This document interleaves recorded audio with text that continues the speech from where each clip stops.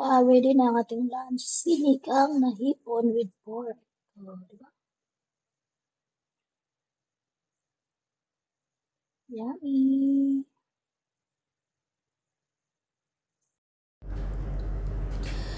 Yan muna natin yung pork natin para mag-golden brown siya. Tapos, after mag-golden brown, ilagay na yung bawang at saka yung sibuyas natin. Ano to siya? Sinigang late upload na yung video ko. Nilagyan ko din siya ng kamatis.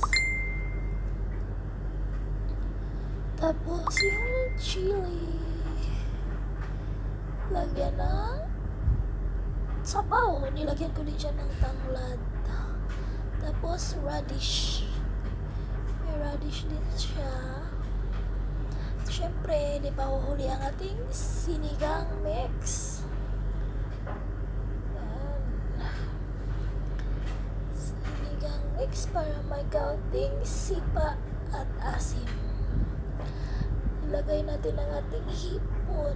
Yan. Tignan yung hipon natin. Malalaki yung hipon natin.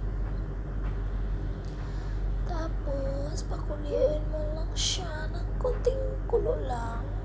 Tapos, pag ready na, ilagay na ang ating kangkong. Nilagyan ko siya ng maraming kangkong kasi masarap siya pag kangkong. Ayan. Tapos, after that, after maluto, ang sunod is kumain. Diba? Yan, ready na ang ating ulam. Just tingnan nyo, ulam pa lang, sarap na sarap na. Kaya yun lang mga ka-FB Reals, kain tayo.